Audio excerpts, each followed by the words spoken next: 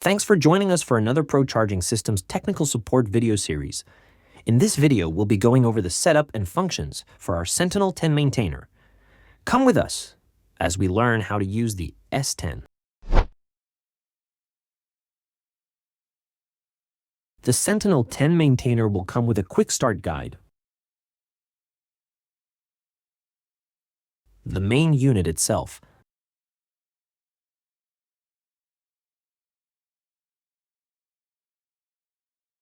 the power supply and cord,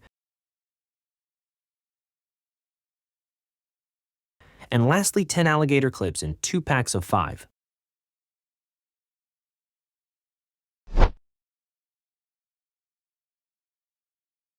Let's start by placing the main S10 unit on a table, followed by assembling the power brick and its cord.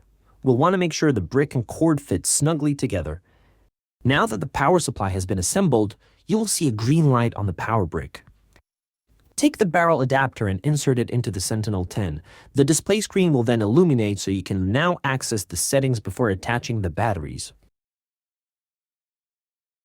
A list of all the charging modes is available in the S10's manual.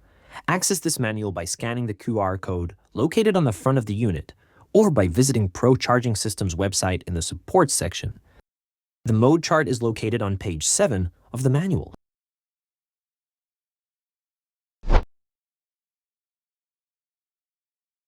Now that you've discovered the correct mode for your setup, it's time to change the S10. Locate the illuminated LCD screen and the red push button to the right. By quickly depressing the red button, you can cycle through all 10 channels and the current readings for each one. There are some settings options to choose from, but let's go over them one at a time, starting with charging mode. This gives you the current mode selection for the 10 outputs. Next, you have software version. This gives you the current firmware version installed on your S10. The only time you'll need this information is when asked by one of our technical support persons. Option 3 is setup charging, where you'll actually change the mode for this charger to the correct voltage and capacity listed on the batteries you're going to maintain. We'll get into that a little later on. Next is the LCD display settings, where you can choose to turn on or off the front panel. This might help in a setting where there is no need to draw attention to the unit.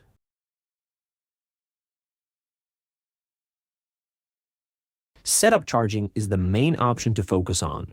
Here, you need to depress the red button to begin cycling through the various modes until the correct one appears. There are 32 options. To set the mode, you need to slowly press the button and hold until the LCD screen flashes. This flash signifies your selection is now the current charging profile. The S10 will return you to the main channel readout screen to verify your selection is set. With our mode set, it's time to get the battery connections ready to go. Your S10 comes standard with 10 alligator clips. We also offer 15-foot SAE quick disconnect cables as well. We went ahead and attached the alligator clips to our set of batteries. Please make sure you attach your black negative clip to the negative post, then the red clip to the positive battery post. With the S10 disconnected from AC power, take the barrel end of your alligator clip cables and start, one by one, plugging into the numbered channels. Now that all the batteries are connected, plug the AC cable back into the S10. Each channel that is connected to a battery should start flashing yellow before switching over to a solid yellow, which indicates the S10 is charging correctly. An error has occurred if you get an alternating yellow and green light. Check your battery and connection before trying again. Once the battery has fully charged and being maintained, you'll receive a solid green light. Here's some things to keep in mind.